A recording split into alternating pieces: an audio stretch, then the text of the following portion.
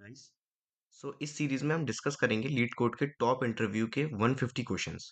सो आज day one है। हम पहली प्रॉब्लम पे डिस्कस करने वाले हैं जो कि है merge sorted array. So it is an easy problem. तो काफ़ी बेसिक है।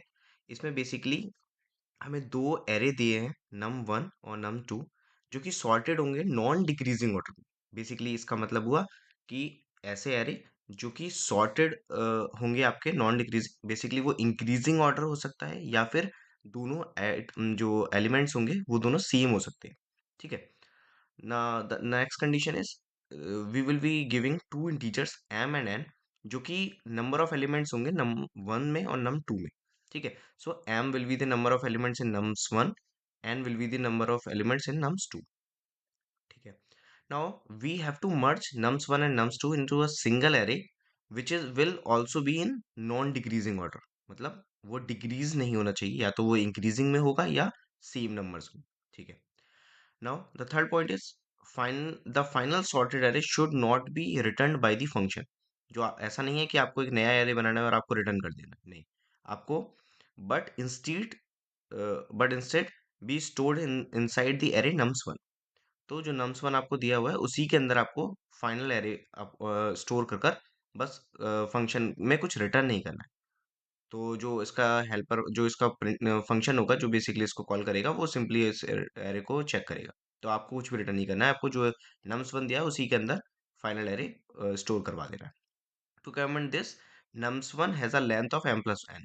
सो बेसिकली नम्स वन में आपके जितने एक्चुअल नंबर है नम्स वन में और नम्स टू में जितने एक्चुअल नंबर है, इन दोनों का काउंट होगा। So as you can see m three है, n थ्री है, सो बेसिकली सिक्स हो गया।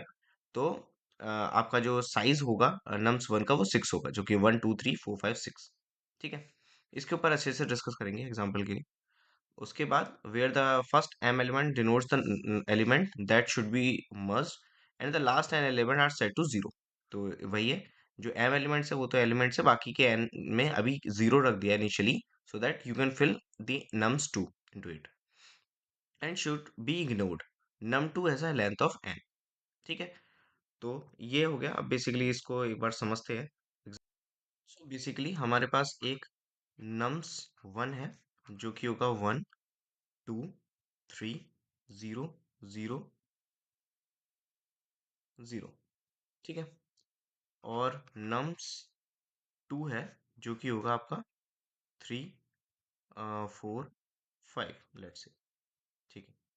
Now m is the size or basically we can say number of elements in nums1 which is 3, and n is number of elements in nums2 which is 3 again।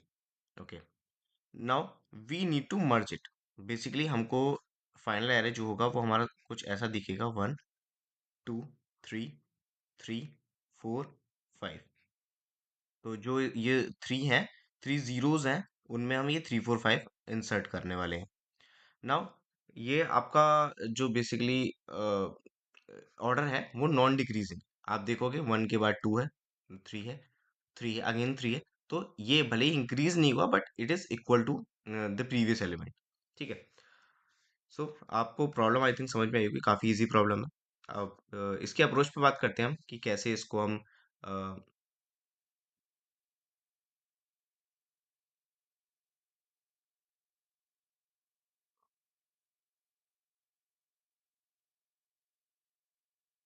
कैसे हम इसको solve करने वाले हैं। ठीक है, डिस्कस करते हैं। नाउ अगर आप इसको कुछ एक ऑब्जर्व करो, तो बेसिकली आपको प्रॉब्लम में दिया हुआ है कि जो आपके नम्स वन है नम्स टू है नॉन डिक्रीजिंग ऑर्डर में। बेसिकली जो आपका last element of nums two, last element of nums one will be the highest in the respected array. ठीक है। Now five is the greatest among all the numbers in nums to, three is the greatest among all the numbers in nums one.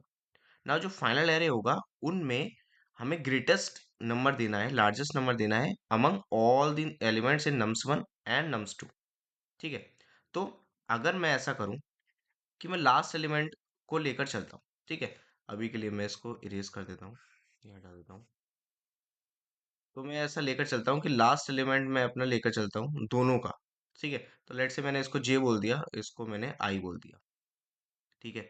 और जो मेरा final array होगा मैं उसको create करना शुरू करूंगा लार्ज से। ठीक है। अब 5 और 3, इन दोनों में लार्जेस्ट कौन सा है? 5। तो मैं अपना 5 लिख लूंगा। नाउ अब जब मैंने 5 कंसीडर कर दिया तो I will update my J pointer. ठीक है। अब 4 और 3 में बड़ा कौन सा है? 4। तो मैं 4 मेंशन कर दूंगा। Now again I will decrease my J pointer. Now 3 और 3 में कौन बड़ा है? कोई भी है, कुछ भी ले सकते हो आप। 3 है। ठीक है, मैं अगेन जे को हटा दूंगा। नाउ मेरे पास सिर्फ ये 3 एलिमेंट बचे हैं जो कि मेरे नम्स वन में। तो मैं एक एक कर कर ये 3 एलिमेंट्स भी लिख लेता हूँ। ठीक है। तो मेरा ये फाइनल एरे मेरे को मिल गया। अब इसको एक दूसरे एग्जांपल से समझ लेते हैं ताकि आपको थोड़ी और क्लैरिटी मिल जाए। तो एक दूसरा एग्जांपल ले लेते हैं, लेट्स से 1, और वी कैन से 2, 3, 4, 5, 0, 0, और यहाँ पर हम ले लेते हैं 1, लेट्स से 7। ठीक है। नाउ अब मैं लास्ट से वही अपना चेक करूंगा। इसको मैंने आई ले लिया, इसको मैंने जे ले लिया। ठीक है। इसको मैंने क्लैरिटी के लिए लिख देता हूँ मैं।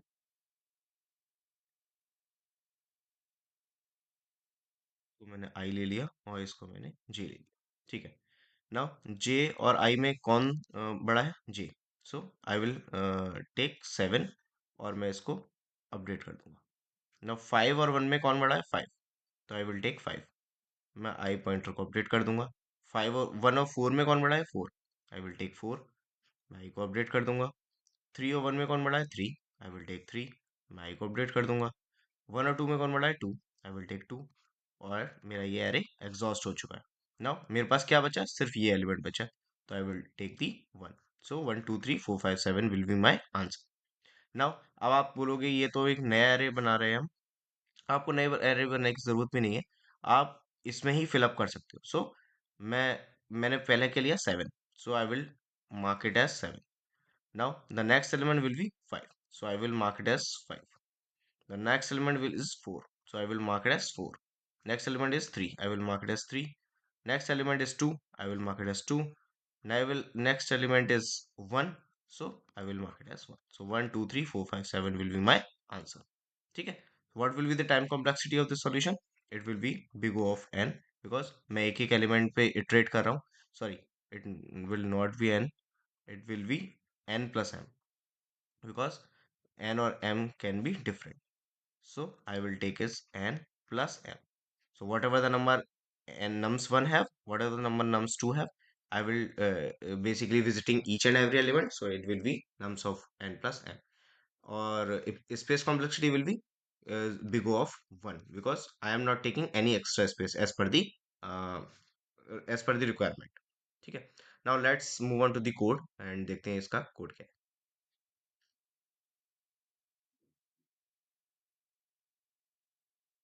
Okay. So as I discussed, I took 2 pointers I and j. First is the last of nums one, which is m minus one. J is the n minus one. Now k pointer is the जो number मैं store करने वाला हूँ finally. So it will be m plus n minus one, which is the most probably the last zero of this nums one. So till I have either elements in nums1 or I have elements in nums2. So if while I is greater than equal to 0 or j is greater than equal to 0, I will consider each and every element of both the array. I will check if nums1's I, which is the last element, is greater than or equal to nums2 of j. I will consider under the k nums1 and decrease the ith pointer. Or if nums2 has the greatest element, I will consider nums2 and reduce the j pointer. And in both the condition, I need to decrease k pointer, because एक एक element मेरे को पीछे चलते चले जाते. ठीक है. When both the condition exhaust, I will take each and every array, which is if I has something in it, I will consider I have element. If j has something, I will consider j. So I will this in this way I will consider both the solutions. So let's submit this solution and see if it So as you can see, it beats 100% of the test cases, and it is completely extra. So it is nothing but a merge sort of thing. So I'm considering both the elements and comparing each and every element of each and every last element, which is the greatest element of both the array. Till I have element in any of the array, I will consider that. If one of them exhaust, I will consider the rest and fill it up. Okay, so I hope you like the video. If you like, just please press the like button and put the and if you have any query, then put in the comment box. I will try to resolve it, and do subscribe for more such videos. Thanks.